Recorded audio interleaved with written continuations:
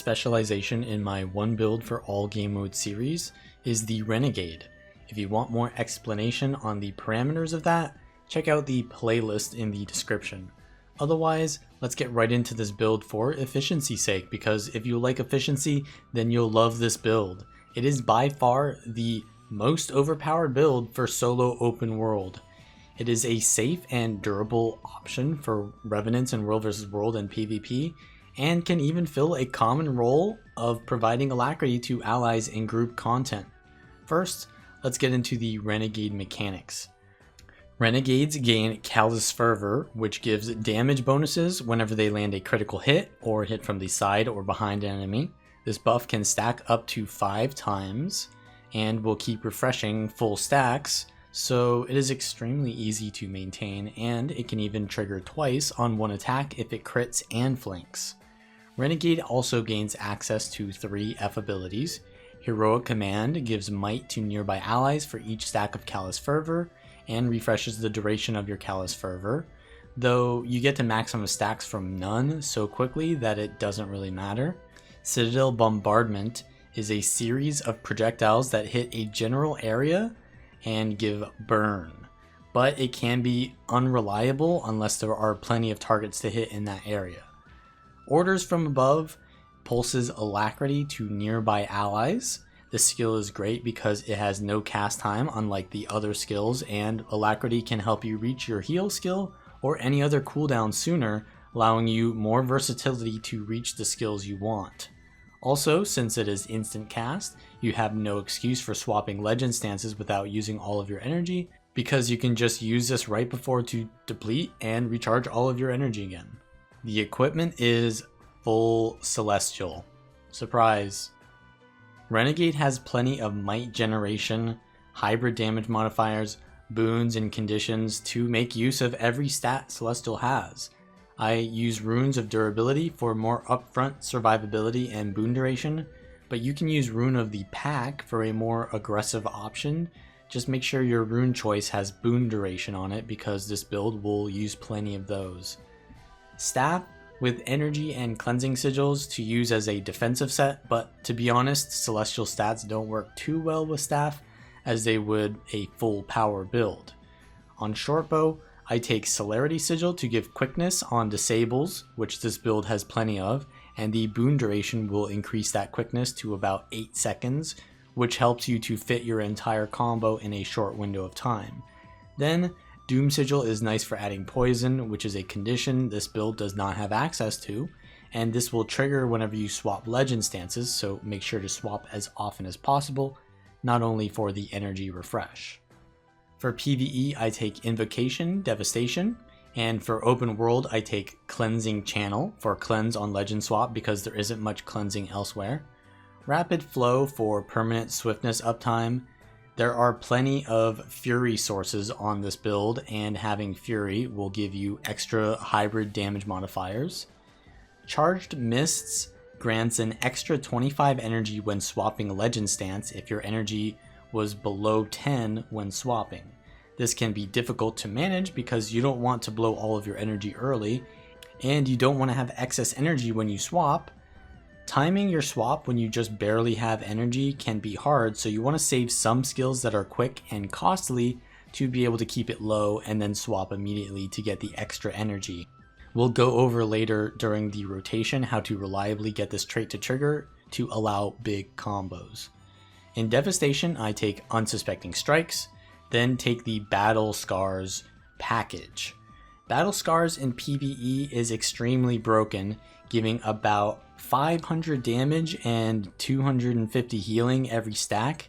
You gain 1 stack per second with Thrill of Combat, and 1 stack per vulnerability that you give out from Dance of Death.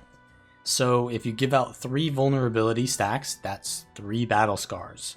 If you give 3 vulnerability to 5 targets, that is 15 stacks. And you have many quick attacks to use up these stacks of Battle Scars before they max out at 25. Also, vulnerability is just a great hybrid condition to increase power and condition damage, so you get good value from it. Then in Renegade, take Ashen Demeanor, which will cripple and give 5 stacks of vulnerability to targets you disable on a 3-second cooldown per target. This does mean you can hit many targets with disables and get plenty of vulnerability and battle scars. Take the protection on using a Kala stance ability. You need to be inside the range of the spirit to gain the protection, even if you don't gain any other effect from being near the spirit. So try to place it on yourself and your allies. You also gain nearly permanent vigor uptime from just getting Fury, and when you have full endurance, you gain 33% more crit chance. Because this build has so much healing from battle scars, you don't really need to dodge and can maintain the crit chance, but if needed, you should of course dodge. Finally, take Vindication. This grants you might whenever you gain Callous Fervor. Because there are so many attacks going out and you can gain Callous Fervor so quickly, it's safe to say that you can have a permanent 25 stacks of might in most situations. The Callous stance can be rather immobile, but it does give strong spirit effects. The heal reduces condition damage taken by 50% for your allies, and Ice Razor's Ire shoots out 20 projectiles that cripple and give vulnerability to the target, which will give you tons of battle scars, so it's the best for damage. Razor Claw's Rage is not too good to use while solo, but in large groups it can be used to buff their attacks to give bleeding. Dark Razor's Daring is a stun break which creates a spirit that pulses Daze and does a slight damage, but since it gives out disables, it can trigger the vulnerability from Ashen Demeanor, giving out plenty of damage. Soul Cleave Summit is decent lifesteal, but it's really not that good when you're by yourself. So essentially you want to be using Dark Razor's Daring and Ice Razor's Ire for your main combo. The other legend stance is Jalis, which has a great condition cleanse on heal. Inspiring Reinforcements puts down a long lightning field which pulses stability and gives weakness on hit. Lightning fields can be blasted for swiftness, and projectiles shot through them can give vulnerability, but it seems that it's bugged right now and won't give vulnerability. You can also place the road underneath your spirits to give the spirit stability and prevent them from being interrupted. Forced Engagement is a low cost taunt from range. Vengeful Hammers is a channeled damage reduction buff that will hit enemies around you very quickly and heal you for a lot because it's constantly proccing battle scars. The Elite isn't amazing because it's slow and low impact for how costly it is, but it is your only stun break if needed. The Shortbow 1 skill is a bleed that explodes on contact for a little bit of AoE effect. Bloodbane Path shoots 3 arrows into the mists and they come out and bleed the target. This skill is really good for filling in the gaps or using while moving because it doesn't require you to face the target like every other skill on this weapon. 7 Shot is your hardest hitting ability that gives torment for each arrow that hits. Spirit Crush creates an area on the ground that pulses burning and slow. The skill and 7 Shot can be the hardest to manage while moving because they require you to face the target, so get used to backpedaling and moving your character around so that you can be facing the target. Finally, there's Scorch Razor, which is not a projectile but more of a wave that knocks down enemies in its path.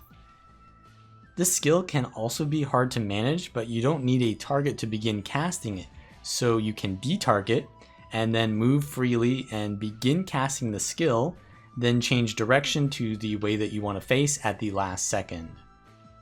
On staff, you want to use the 3 skill to block, the 4 skill to cleanse, and the 5 is a massive CC used for breaking defiance bars of bosses, which is going to be your role in group content. While 7 Shot is higher damage than Spirit Crush, you'll want the extra damage of the projectile finishers in the burning field. So the main combo would literally be Shortbow 5, 4, 3, and then 2. You'll want to use spirits while in Callous stance, so you'll be a lot lower on energy management, but Jalis has a lot less energy intensive management, so you can afford to use orders from above while in Jalis and keep the inspiring reinforcements out for permanent stability, or use vengeful hammers to keep your energy low before swapping, and then that will allow you to get the charge miss very reliably. So let's talk about the rotation of the build. It's pretty simple. You just use your Dark Razor's Daring and Ice Razor's Ire whenever you go into Calisthans, and whenever you go into Jalis, you want to use your Inspiring Reinforcements. So essentially, you want to use those skills, and then you do the opposite effect when you swap back. So I'm going to do Inspiring Reinforcements into the Spirits, and then when I swap back, I wait until the Spirits are back up, and then I go into Inspiring Reinforcement. And you just do that big combo every time, and because of charge missed, you'll be able to have that much energy to do them. So I'm going to start out here, give myself Alacrity, do the Spirit combo, and just fill in the gap with my Shortbow 432. Now I need 50 energy to do the Kala combo, so I'm pretty safe to use a couple skills there. I'm going to swap here, use the Jalis combo, and you need 30 energy for the Jalis combo, so I can use a little bit of Vengeful Hammers here and just keep my energy below 10 there. Use the Spirit Crush, and of course all of the Shortbow skills. Now I need 50 energy before I swap out, so I'm gonna try to maintain that. Use it here with the combo, and then I didn't actually get the charge miss there because I was a little bit over there, so that was a mistake. So I'm gonna try to stay below here. I'm not gonna have enough for the Inspiring Reinforcements, and now I'm just gonna do the combo again. I have Alacrity now. I need to get to 50 energy for the combo, so I'm going to not use my Shortbow skills too much. And here we have it. Now Inspiring Reinforcements, the Shortbow burst with 432, and I can use a little bit of my hammers here to get my stacks down. I'm going to use my Shortbow skills, do the combo with Inspiring Reinforcements into the Spirits, give myself the orders from above, and I can use the Shortbow combo here, but I'm gonna kill the gold now. So that's pretty much how it goes. This is the Junundu Queen Legendary Bounty, and normally this is a pretty difficult encounter because the boss moves around a lot, which makes it hard to land damage on. It also has a lot of CC and pressure, so it's hard to survive. But with the Renegade build, we have pretty much permanent protection and tons of sustain, lifesteal, and stability. As you can see there, I got stunned because I looked at the boss while they have the eye above them. That's one of the instabilities. Not every legendary bounty is going to have that, but they can. And when I have stability from the inspired reinforcements, I essentially ignore that. So the stability is so important. You could go for like the Malix or the Shiro stance and you go for more damage, but honestly, it's pretty negligible compared to the survivability that the Jalis stance gives you, and you're still doing great damage either way. So I really like the Jalis stance here. And as you can see, I do the little bit of the hammers early here, and that means I'm not going to go for a inspired reinforcement twice. You can do that, and what that basically means is you don't have to wait for the cooldown of your inspired reinforcements to use that and then swap back into Kala. So you can just swap into Kala as soon as possible if you're going to be using your hammers like that, and that's a little bit more aggressive, not as much stability, but you can really decide based on the situation what you want to do. So I just like the extra survivability and sustain and damage from the hammers.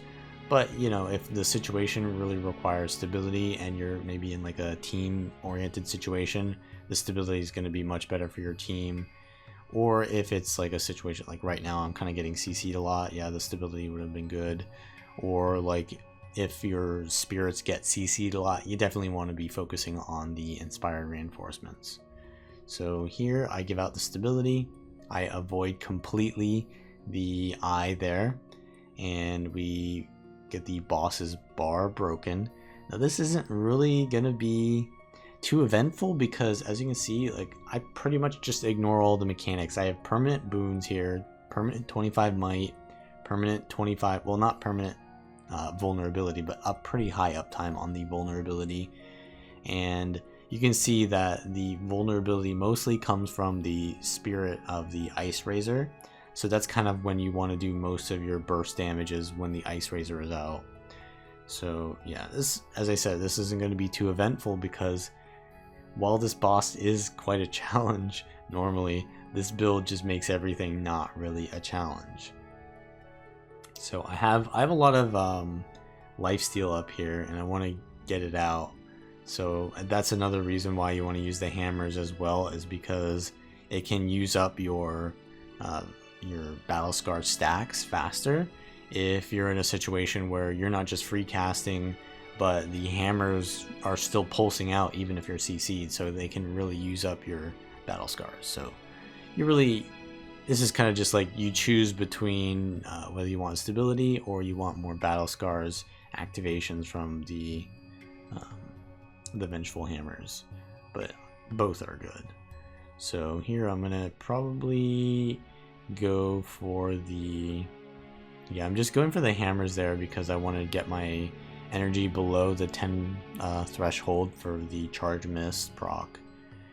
And the ball is gonna move, so we want to do a little bit of a burst here. We've got enough energy for that, but our energy is a little bit too high, so I use my F2 there instead of, because I was in a little bit of an awkward situation where I didn't have enough energy to get to 20 energy and then use the orders from above, which would get me to the threshold of below 10. So I was like in between 10 and 20 energy.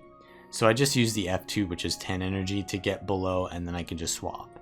Sometimes you want to just use a skill, even though you don't really need the might. You just want to use it to get below that threshold. So you have to kind of be good at managing your cooldowns and knowing which ones are best at what thresholds to get you below the 10 threshold there.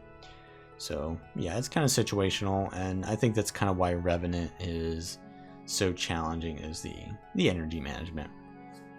But here we've got the boss to 18%, so this is going to be pretty easy. We've got 5 minutes left, so halfway into the timer, and the boss is already at 15%. So it's absolutely going to give you, a very sturdy, high damage open world build here, as you can see. And of course, it's also not bad in group content. Like, you can play the role of an Alacrity Renegade, and that would be completely fine. I look away here so I don't get stunned because I don't have stability. But now I swap here and I do have stability. And now the boss is at 7%.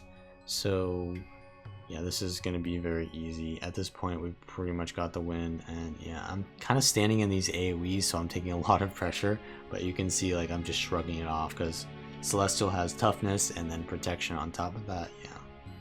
So I also have to be like in melee range of this boss, I think, is one of the instabilities, to break their block maybe. So that's not an issue either. Even though this is kind of like a ranged build, you have to really understand that being ranged is such a luxury, and this build doesn't even need that. In World vs. World and PvP, Battle Scars doesn't do 500 damage per hit. It only does like 60, so it's around 10 times worse. So we're not going to go for the Devastation trait line. We are going to have all of the Celestial Gear, durability runes, of course, but for the traits, I will be taking Retribution with the Dome of the Mist. So whenever you use your heal skill, you create a projectile blocking dome around you for a couple seconds, and that can be used every 20 seconds. So it's great in World vs. World where there's a lot of projectiles being shot out and rangers and stuff like that. So it's really strong there. And then you have Dwarven Battle Training, which is you're gonna give weakness to any enemy that you CC, which is really good for countering power classes. And you also do 10% more damage to weakened enemies. So whenever you're gonna do your burst combo and you CC someone, it's gonna help you to do more damage as well. And then in the Grandmaster slot, you're gonna be taking Steadfast Rejuvenation, which will heal you whenever you use a channeled ability. So either your Vengeful Hammers or Impossible Odds will give you a lot of healing. In Renegade, you're going to be taking the Raw Iron Will trait because the Ashen Demeanor is really kind of for the Devastation synergy.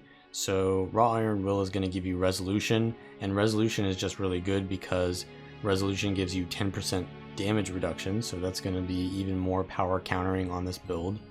And then of course you want to be taking Heart Piercer because we're not using Callous Spirit, so we can't get the protection from spirits that we don't have, which will make your Shortbow skills pierce and bleeding damage do a little bit more, which with the Celestial build is going to be good. And then you're still going to be taking Vindication because in World vs. World, this is still going to give you a lot of might.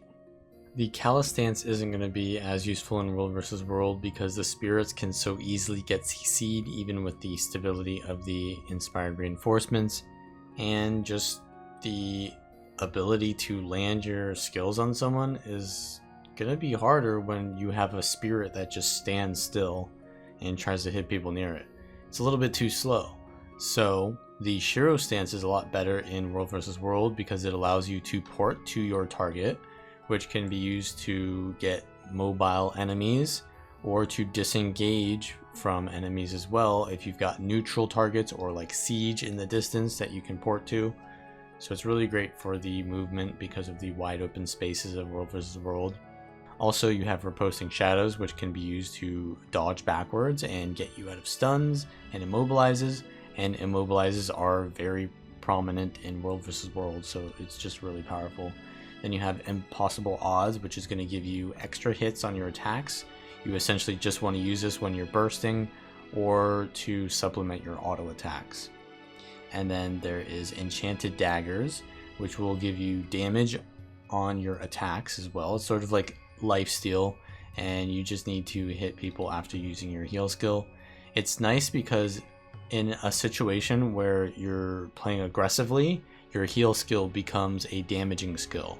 And when you're playing defensively, yeah, it's not the best, but you have other skills to heal you. So it's just really nice for putting into your burst combo. And then Jade Winds is a wide AoE that will stun. So essentially how the combo will go is you'll port into the target, you use Scorch Razor, Spirit Crush, and then 7-shot. And here it is, the basic combo right here.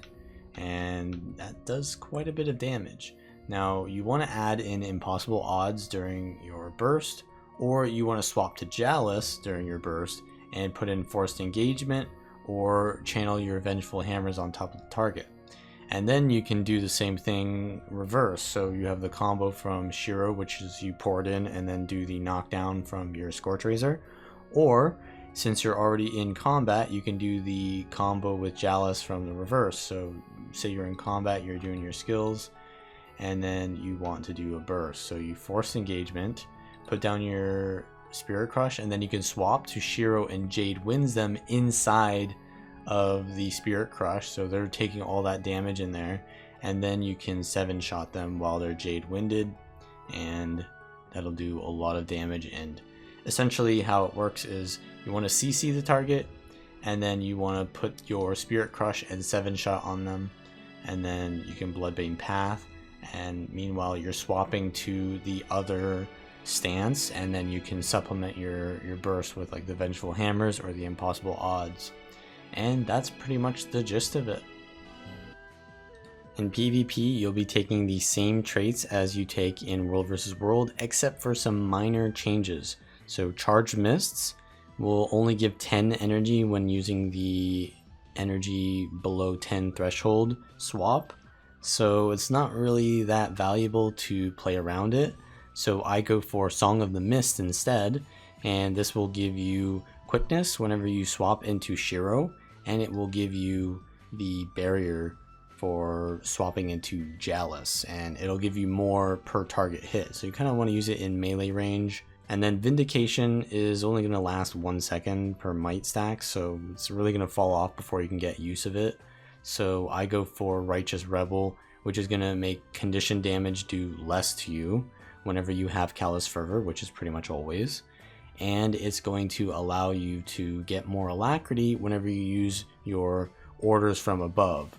So Alacrity is pretty strong, and you can support your allies with it. And of course the condition damage reduction is very good on this build because this build doesn't have too much condition cleanse. So we are using the Berserker Amulet.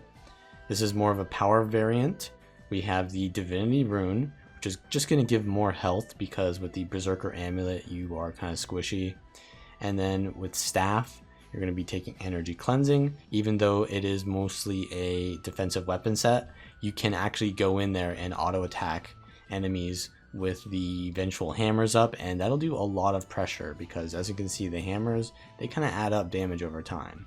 So yeah, the hammers with Staff is always really good, and then Shiro with longbow is usually kind of how you want to do that. But they both kind of work because you can use the Shiro stance with Staff as like a defensive set and use Riposting Shadows and the block in your Staff as like a defensive set. And then you can also use Jalis with the Shortbow here, and you can use that to get the forced engagement and essentially make them get hit by your abilities because they're taunted. And you can also cleanse conditions with Soothing Stone here, which will give you resolution, which will also give you damage reduction because of the retribution trait line. So yeah, Jalis is just really strong no matter what, and Shiro is always nice for the mobility and the aggressive pressure. So you always want to be thinking about your Shortbow combos, and you have on the Shortbow, you have Separation Sigil and Sigil of Exposure. You can change the separation to another damaging sigil, but yeah, essentially you want to be doing as much damage as possible on the Shortbow because it is a purely aggressive weapon. So I take the extra damage to targets further than 500 distance, and then exposure, which will give me 5% more damage, and to my allies with the vulnerability on swap. So yeah, just going for as much damage as possible with the Shortbow. And of course the Shortbow combos are going to be a Scorch Razor into the Spirit Crush into 7-shot, and then you want to always have your Impossible Odds up while you're landing that combo because it's going to be proccing so many hits of that Impossible Odds, and that's going to be doing a lot of damage. And that's mainly why the Berserker build is so good with Shiro, is because the Impossible Odds scales very well with power damage. This is a ranked match as the Shiro Renegade. My role is more of a DPS, and I can do a little bit of roaming here and there. So we're going to go to the team fight at the start. I give my stability road in case anyone wants to stand on it, but we don't have any support, so it's a good idea that no one does. And I see there, yeah, our Reaper gets jumped on, they have to port back, and now our Ranger is getting jumped on, so this is a pretty bad situation because they're getting heavily pressured. I put down my road again and try to cleanse and give alacrity to my allies, but there's not really much I can do other than be aggressive on their support at this point. But they go invulnerable. I have to get behind terrain here to survive, and I've got my heal off, so I'm in an okay situation, so I'm trying to re-engage, but my Ranger goes down and there's nothing I can do to revive that, so I'm just going to disengage. And I see that my Necromancer is really low here, so I'm going to try to help them out, putting down a Spirit Crush here, knocking them down with Scorch Razor, and that gets the Guardian off my Necro, but the other Necro is still on my Necro. I get a nice little Staff 4 to heal them, and I taunt to just prevent them from using their Shroud skills on my Necro. You can see that he's like 2 HP here, so I am peeling pretty decently here. I miss my Staff 5, but I land Jade Winds, and even though, you know, they can stun break out of that, we've actually given our Necro plenty of time to survive here, so this is really good. And I'm just playing really aggressively, getting my Scorch Razor again, and I actually get immobilized by the Tempest, so now they're gonna swap target to me, and I'm actually gonna die here for that. So I kind of sacrificed my life for the Necromancer, which wasn't really the best play. I think I was playing too aggressively at the end there. I peeled very well, but as soon as I landed that Jade Winds, I should have backed off because that was enough. So it was kind of an over investment there, but our Thief is actually capping stuff around the map, which is good, so we're not really too far behind off of losing that team fight. So I'm gonna respawn And our team is, yeah, our Necro did actually end up dying eventually, but I'm just gonna go home and see what I can do there. Maybe just cap the node in case. Yeah, the bell is coming up in 30 seconds, so I'm just gonna cap the node so that I don't die on the map before that happens. This is just a safe play because while we're fighting for the bell, then we'll be getting the value of the node. So yeah, we spent like 3 minutes of that match kind of like team fighting, not really much capping going on. But now the bell is up, so I'm gonna try to get the bell. And yeah, our team is kind of dying around the map, so I'm expecting to be outnumbered here eventually. My thief is still alive, which is good if they survive. Yeah, their Tempest is playing aggressively there. They go invulnerable here, so I think, yeah, they just use a lot of their defenses there. Our core Necro is here, so that's kind of good for pressuring their Tempest.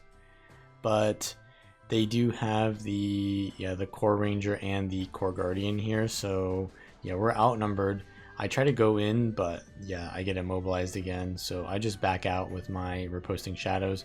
We do now have 3 here, so this is really good. I get a pretty good AoE on the node, which pressures their Tempest off, and I put down my stability, which is going to really help my allies to survive.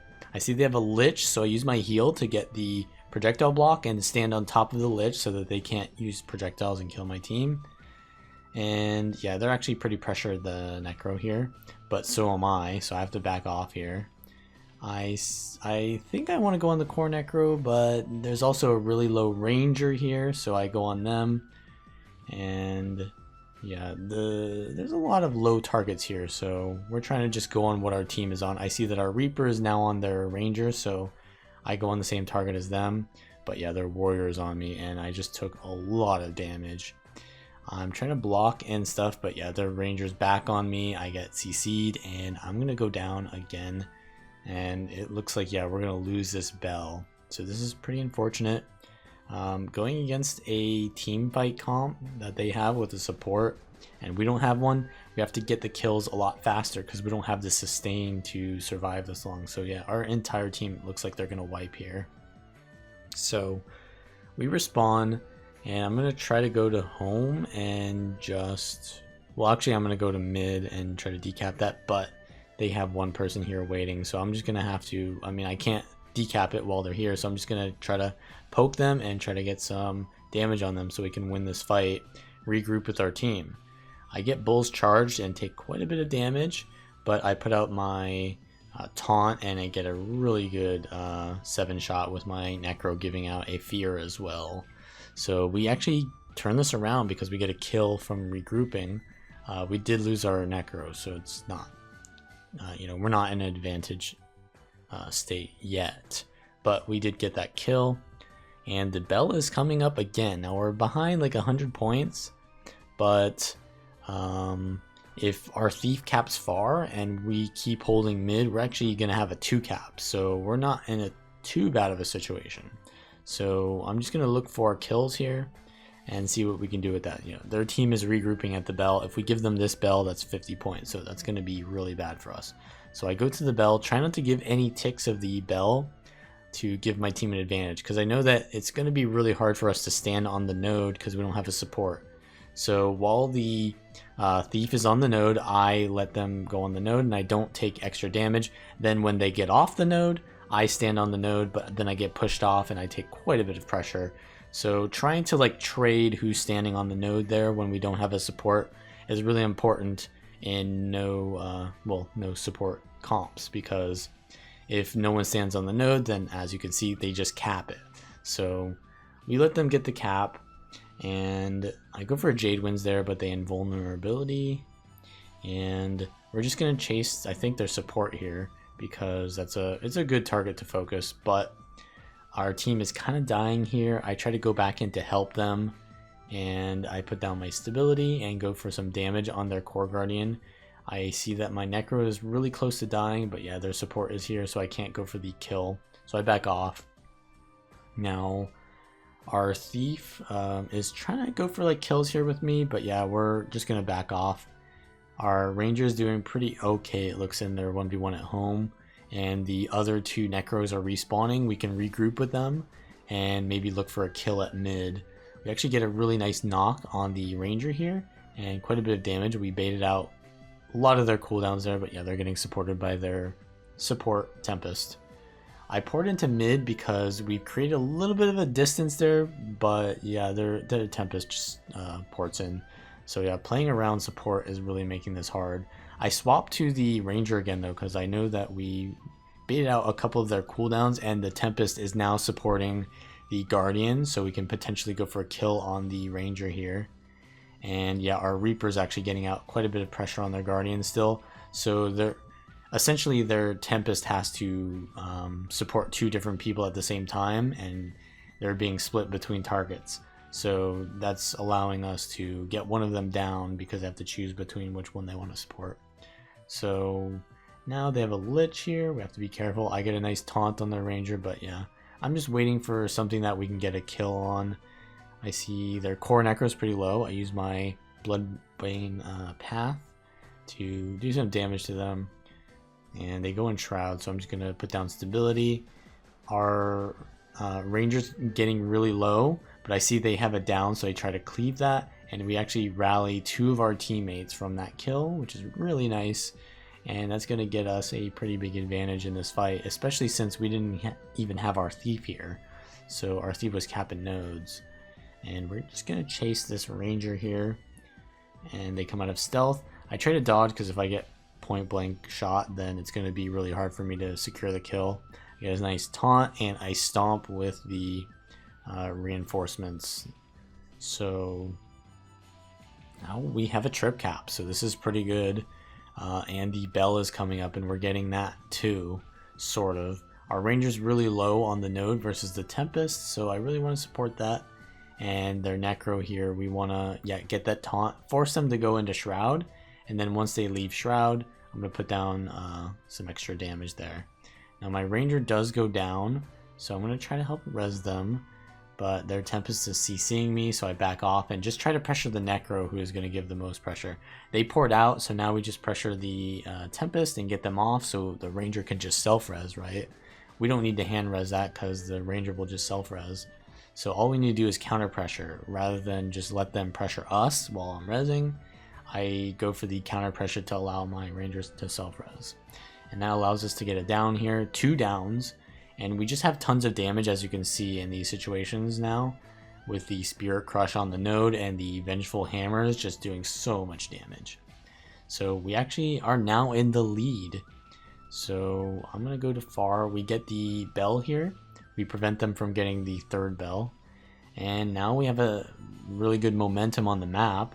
I just auto attack with impossible odds here, and it just does so much damage with the Berserker Amulet build. So we're going to get the taunt there and potentially get the kill. Their support is now here, but we've already got the down. I Spirit Crush to cleave the down, and I'm just making sure that they don't go for the res glyph there. They might have it on cooldown. But yeah, our Reaper is here too, which is a lot of damage. Now the Tempest is going to mist. I precast a Spirit Crush and to my Scorch Razor and just do so much damage to their core necro with our Reaper. And yeah, we're a little bit outnumbered here. I go for the Stomp with Inspired Reinforcements, and the Vengeful Hammers are just doing so much healing while doing that it's really safe. I cleanse off 8 Torment with my Jalis heal. And yeah, my necro is really low, so they are trying to play off node here, but I want to get the kill on their necro, so I'm staying. And I'm forced to swap into staff here, but I get a pretty good staff 5 to knock them off the no port spot there, and that allows our Reaper to get in there. I put down the Inspired Reinforcements and go for the Stomp while the Vengeful Hammers are healing me quite a lot. And that's pretty much the win at this point. So if you want to see more videos using this build, you can check out the link in the description. I have pretty much another commentary video just like this if you want more of it. And if you like this video in general, like the video, subscribe. And if you want to support me, also check out the links and consider becoming a patron. With that being said, I will see you all next time.